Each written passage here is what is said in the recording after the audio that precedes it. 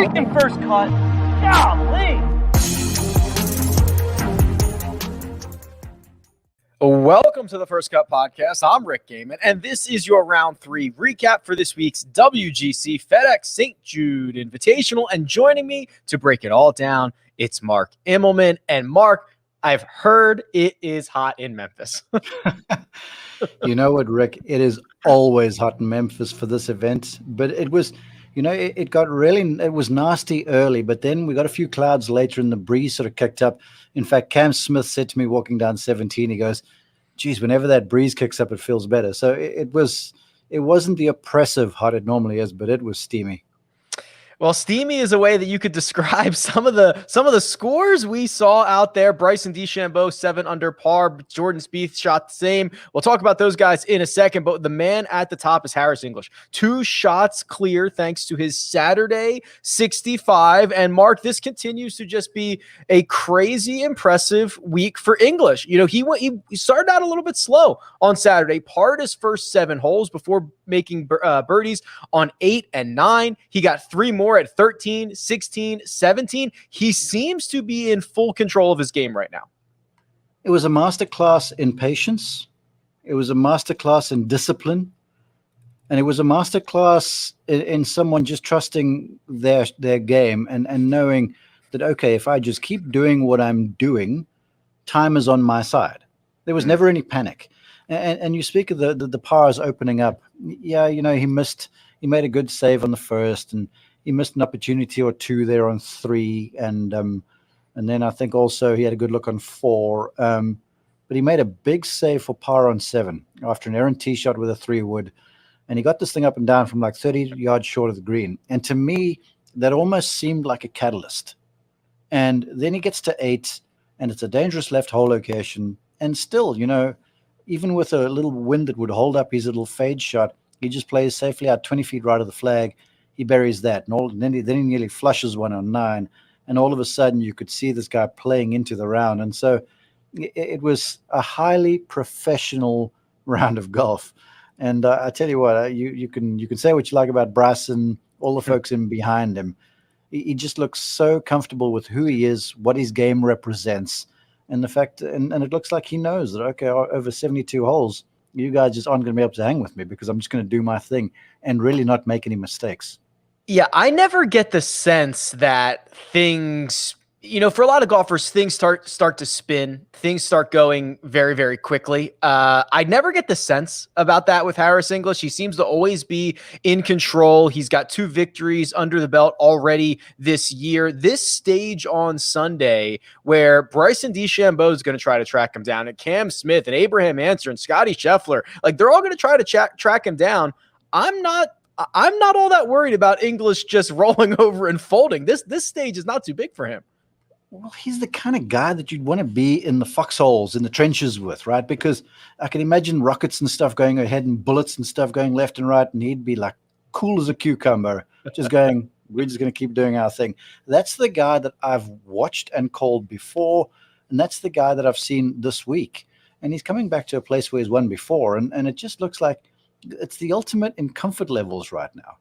And I'm just excited to see what tomorrow holds. Now, is he guaranteed to win? No. The golf course, the way it's playing right now, and with no wind, these guys are having their way a little bit, so perhaps someone can go and post some sort of a score.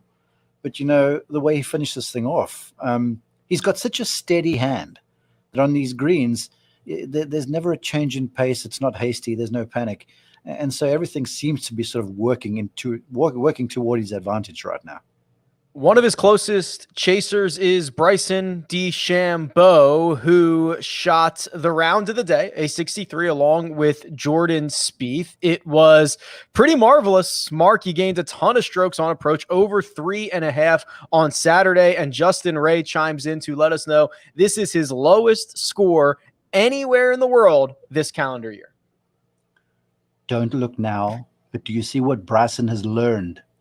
He's learned that playing from the fairway on many golf courses is a really good idea, especially courses like this where they're firm, fast greens and where the rough is just dangerous enough that you can't get to certain hole locations. He's long enough that he puts the ball in play off the tee. He'll get himself a few scoring clubs. You do that once or twice, you shoot 68, you add those up, that's 16 under, and that's going to be pretty competitive. And I almost think it's a blessing in disguise where, off the COVID, he came in here going, well, I've lost 10 pounds and I've lost a few mile an hour in my golf swing. And I'm like, blah, blah, blah. Golf is still a game of scoring. And I hope for Bryson's sake, maybe he parlays this into a win, but I hope he realizes, hold on, this version of Bryson DeChambeau, I can go and use at places like Augusta National, an Open Championship, and all of those sorts of golf courses. So this was, I'm thinking maybe if his mind is open enough, a learning experience for him, really. I have wondered through this entire transformation, Mark, exactly this moment where you're so long that, hey, if you hit 3-wood and you play out of the short grass, you're going to be just as long, if not longer, than anybody anyway. But he seems so committed to just pull driver, hit it as far as possible. And maybe it's a week like this where he dials it back a little bit. He's hitting, he hit a wedge. I believe he went driver wedge into 16, which is the par 5. And like this, he can dismantle a lot of different golf courses and pile up trophies if he becomes, I don't want to say he's not strategic, but a little more strategic off the tee. True. But listen, just for a little realism, before we trip over our tongues, a driver wedge to 16. Cam Smith had driver 7-iron. Okay, so it was really like it's 512 yards. It's a long par 4 up the hill. Now, yes, with a wedge in hand, the probability of you getting it in there a little closer, that's heightened, but there's also no guarantee. But to your point, yes, every great golfer from the year dots to whenever, the power guys, it's like a fastball. And the great pitcher knows how to throw a changeup. And they don't throw the fastball all of the time. But for Bryson, that was on brand, right? And so I've got to gain the power and gain the strokes and swing hard. And, it's kind of like a bit of a sideshow in a circus. But all of a sudden, I didn't see the round, but it was on our show. So I heard the announcing. And I heard a guy that was approaching this golf course with the precision of a surgeon, but a surgeon with a cannon in the background that he could just unload once in a while. You don't have to fire the bazooka every single time.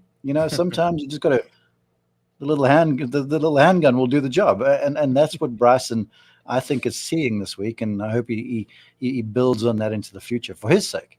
Bryson will start Sunday's final round 2 shots back of Harris English. Both of those golfers looking for their 3rd victory this season. Cam Smith also 16 under par. You mentioned him earlier, Mark, and the big story for Cam this week has been the putter. Of course, only 18 putts over 18 holes on Friday. His short game was marvelous again on Saturday, but at least finally here on Saturday, his first round of the week in which he gained strokes on approach. And now we're seeing Cam Smith entering a Sunday with his name near the top of the leaderboard again. He's certainly not becoming a stranger to these situations. No, not at all. And he's so easygoing about it. I mean, we had multiple interactions on the golf course today when I'm out there, and I try and make a habit of not being buddy-buddy with the guys I'm calling, right?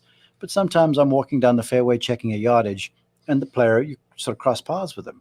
And he was so easygoing and just taking things in his stride. And he's not self-deprecating, but also don't think he makes too big a deal about anything too. And with a short game he has, that's a weapon. It really is a weapon. And all he's got to do is put himself in position to exploit that weapon.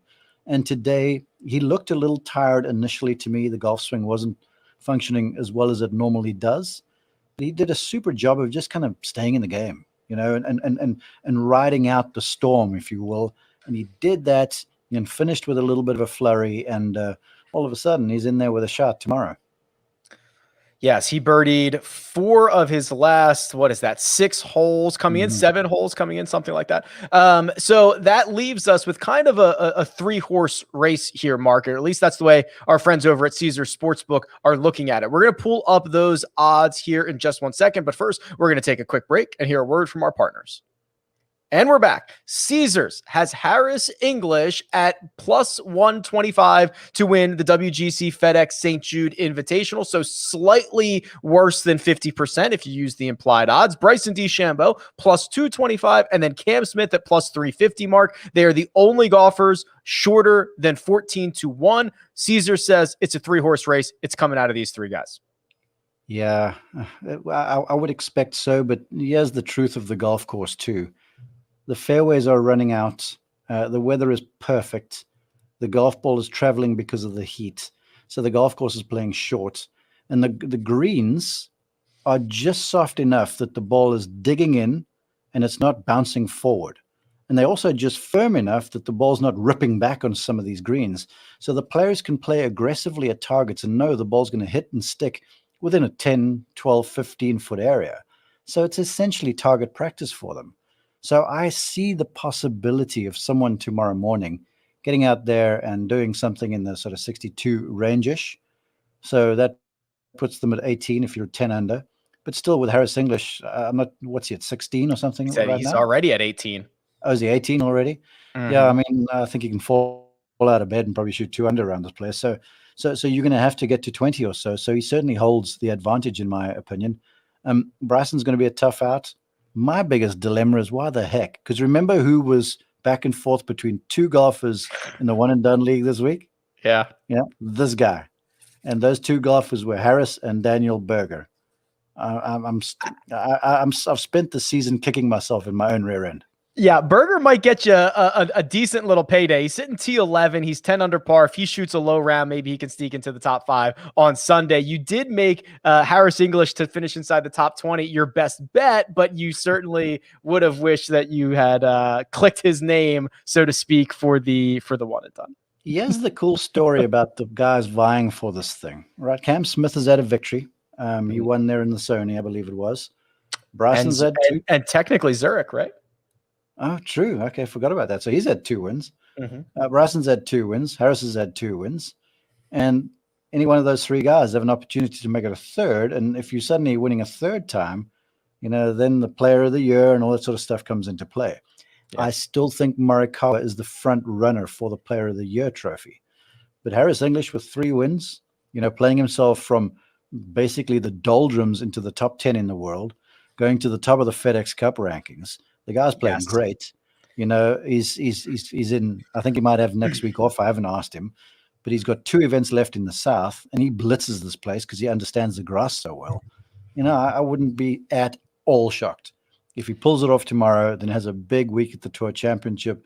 And who knows, maybe, there's potentially player of the year implications yet tomorrow too. So you mentioned it. To me, Harris English does not win player of the year tomorrow with a victory by itself, because I think there's a lot of other arguments to be made. However, we are in now year 3 or whatever of the staggered start at the Tour Championship. And it is so critical to be one of the top 4 or 5 guys, because that's really all who have a chance to win this thing. And if Harris English wins the WGC tomorrow and he leaps to number 1 in the FedEx Cup standings, he's positioning himself to give himself an opportunity to win the Tour Championship. And if he wins that, he's definitely the player of the year.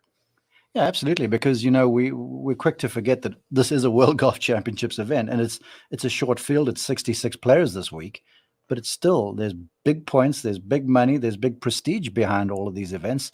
And so, yeah, I mean, adding this one to the resume would just make this year absolutely incredible for English. And just one more thing about him. The guy just takes it all in his stride. Everything to me looks like water on a duck's back. People talk about Dustin Johnson's mental acumen, because he doesn't get fussed about anything.